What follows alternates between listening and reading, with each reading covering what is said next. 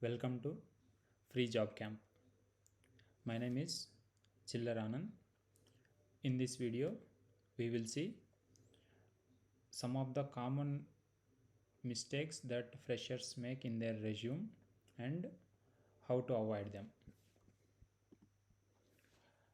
I have interviewed more than 500 candidates in my previous companies for various roles.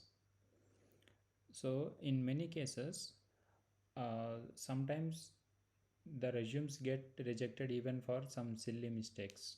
So you should take some time to prepare your resume and avoid these mistakes so that your resume will be considered when filtering out bad resumes. And one more thing you need to think is you need to look at from the company perspective also. Whenever a company wants to hire for a role, they might be hiring 2 to 5 developers for a particular role, but they will get hundreds or even sometimes thousands of resumes for that role. So in that case, there will be an application tracking system which will automatically reject a lot of resumes.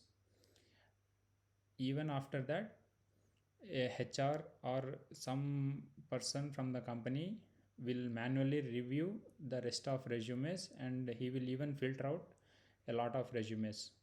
So only a small percentage of the resumes which are applied for the jobs will be filtered out to the final process.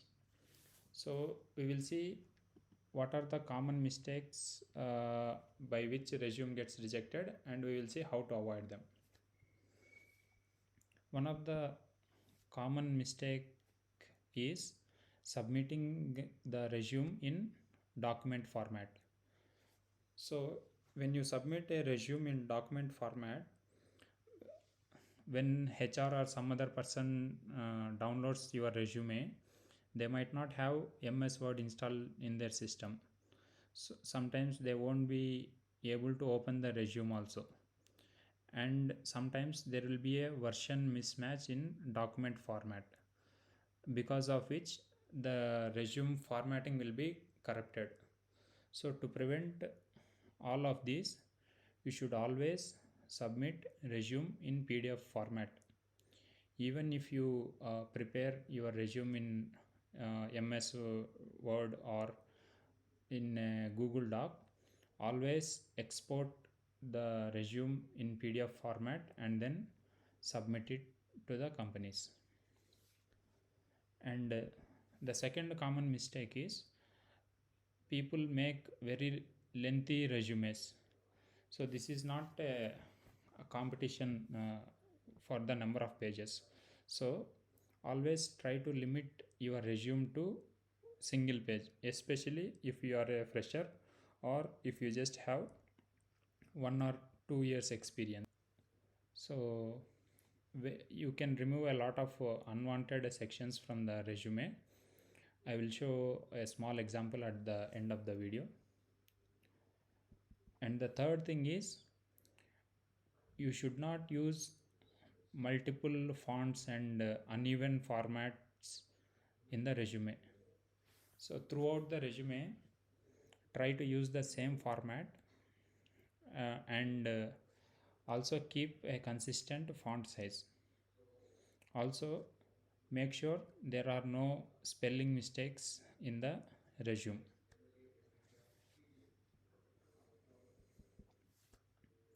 And whenever you are submitting your resumes for multiple companies, don't submit the same resume for all the companies.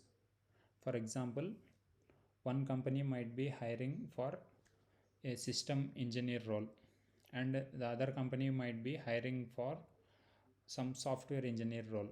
So always read the job description, see what are the skills the company is looking for, and make sure you include those skills in your resume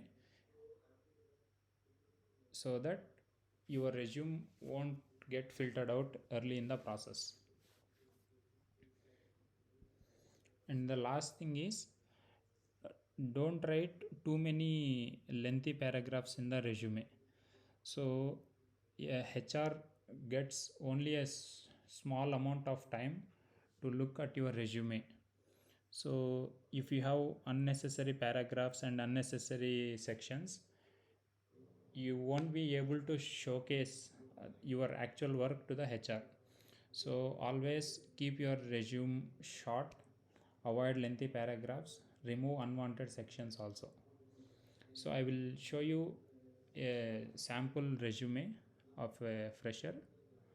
So here we can see there is a photograph and then personal details and then career objective, and there is a description of final year project, and there are some activities, and after that there is a separate section for computer knowledge, and then there is personal profile, hobbies, and there is even a declaration, then date, place, etc, etc. So a lot of these things are not at all required. The HR doesn't even care about a lot of these details.